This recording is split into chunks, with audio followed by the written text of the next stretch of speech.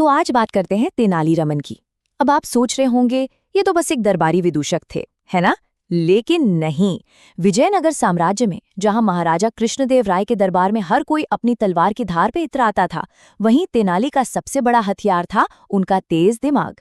चलिए देखते हैं कि कैसे उनकी ये चतुराई बड़ी बड़ी मुश्किलों को चुटकियों में सुलझा देती थी। तो सवाल ये उठता है कि ज्यादा ताकतवर क्या है, एक तलवार या फिर एक चुटकुला? सुनने में अजीब लगता है ना? पर तेनालीरामन ने बार बार यही साबित किया।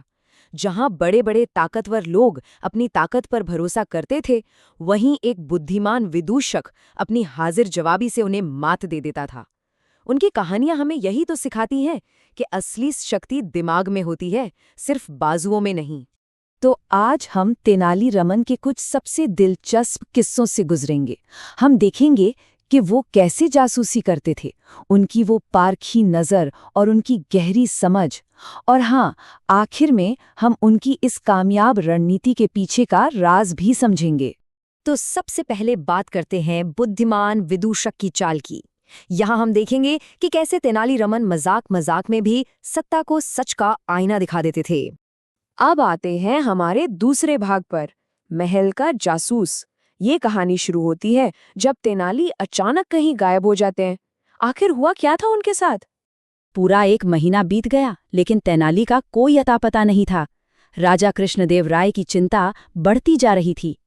फिर अचानक सैनिकों ने काले कपड़ों में एक संदिग्ध गिरोह को पकड़ लिया, लेकिन जब उनके सरदार के चेहरे से निकाब हटाया गया तो सबके होश उड़ गए। वो कोई और नहीं बल्कि खुद तेनालीरामन थे। पर सवाल यह है कि वो वहां कर क्या रहे थे? देखिए, तेनाली गायब नहीं हुए थे। वो तो भेस बदलकर दुश्मन के खेमे में जासूसी कर रहे थे। उन्होंने प्रॉब्लम के आने का इंतजार नहीं किया, बल्कि वो खुद प्रॉब्लम की जड़ तक पहुंच गए। और इसी को कहते हैं प्रोएक्टिव इंटेलिजेंस, मतलब खतरे के सिर उठाने से पहले ही उसे कुचल दो। और तेनाली की चाल देखिए कितनी शानदार थी। उन्होंने न सिर्फ दुश्मन की साजिश का पता लगाया, बल्कि उनका भरोसा इतना जीत लिया कि दुश्मन ने उन्हें ही अपने मिशन का लीडर बना दिया। और फिर क्या था? तेनाली उन सभी एजेंट्स को सीधे राजा के बिछाए जाल में ले आए। मतलब ये सिर्फ समस्या का हल नहीं था, ये तो पूरे खेल को ही पलट देना था। चलिए अब चलते हैं अपने तीसरे किस्से की ओर, गुलाबों के बीच कांटे। ये कहानी हमें सिखाती है कि हर खूबसूरत दिखने वाली चीज असल में सुरक्षित हो, ये जरूरी नहीं। तो हुआ यूं कि एक दिन राजा जंगल में घुड़सवारी कर रहे थे और उनकी नज़र एक खूबसूरत गुलाब की झाड़ी पर पड़ी। वो उसे देखकर मंत्रमुग्ध हो गए। दरबारी भी कहाँ पीछे रहने वाले थे, वो राजा की तारीफों के पुल बांधने लगे। मतलब हर कोई उस खूबसूरती में खोया हुआ था, सिवाय एक शख्स के। हाँ, जहां बाकी दरबारियों को सिर्फ खूबसूरत गुलाब दिख रहे थे, तारीफ करने का एक और मौका नजर आ रहा था।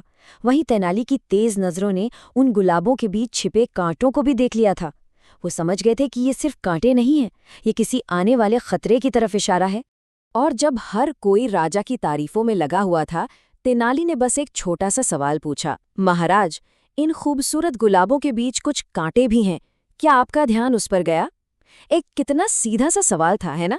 लेकिन इसके पीछे एक बहुत बड़ी चेतावनी छिपी थी। और बिल्कुल, तेनाली का शक सही निकला। उन गुलाबों के बीच एक खुफिया संदेश छिपा था, एक गद्दार की साजिश का खुलासा, जो राजा का ध्यान भटकाकर राज्य को लूटने की फिराक में था।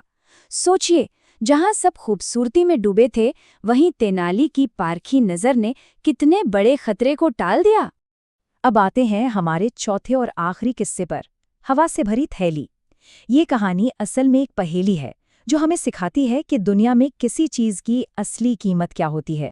कहानी कुछ यूं है कि एक जीत के जश्न में एक मूर्तिकार ने राजा के सम्मान में बहुत ही शानदार स्तंभ बनाया। राजा इतने ज्यादा खुश हुए कि उन्होंने मूर्तिकार से कहा, मांगो जो मांगना चाहते हो। लेकिन उस मूर्तिकार की मांग बड़ी अजीब थी। उसने मांगा दुनिया की सबसे कीमती चीज। अब जरा सोचिए, अगर किसी से ये मांगा जाए तो वो क्या देगा? राजा ने भी वही सोचा जो कोई भी सोचता। उन्होंने हीरे जवाहरात, सोना चांदी, मतलब सब कुछ पेश कर दिया। लेकिन मूर्तिकार ने हर बार सिर हिलाकर मना कर दिया। उसका कहना था, महाराज, ये कीमती तो है, पर सबसे कीमती नहीं। पूरे दरबार में सन्नाटा छा गया। किसी को कुछ समझ नहीं आ रहा था। तभी तेनालीरामन आगे आए।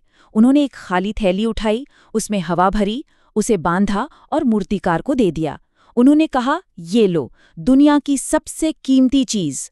और वो चीज थी हवा। तेनाली का तर्क बहुत सीधा, लेकिन उतना ही गहरा था। सोना, चांदी, हीरे, ये सब किस काम के अगर सांस लेने के लिए हवा ही ना हो। यही है फंडामेंटल वैल्यू का सिद्धांत। मतलब असली कीमत उन चीजों की होती है जो हमारे जीने के लिए जरूरी हैं, ना कि सिर्फ उन चीजों की जो महंगी हैं। तो अब आते हैं हमारे आखिरी भाग पर, तेनालीरामन की विधि। तो इन सारी कहानियों से हम क्या सीख सकते हैं? चलिए तेनालीरामन की इस लाजवाब सोच के पीछे के सिद्धांतों को डिकोड करते हैं। तेनालीरामन की जो विधि है वो 3 बहुत ही सरल नियमों पर आधारित है।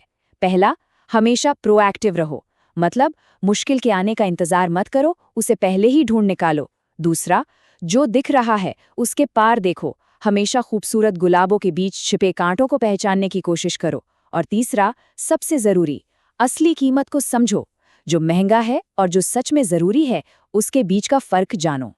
और आखिर में ये सारी कहानियां हमें एक बहुत बड़े सवाल के साथ छोड़ जाती हैं कि हम अपनी जिंदगी में कितनी बार महंगी चीजों को जरूरी चीजों से ज्यादा अहमियत दे देते हैं। तेनालीरामन की ये किस्से सिर्फ कहानियां नहीं हैं, बल्कि ये जिंदगी को देखने का एक बिल्कुल नया नजरिया है।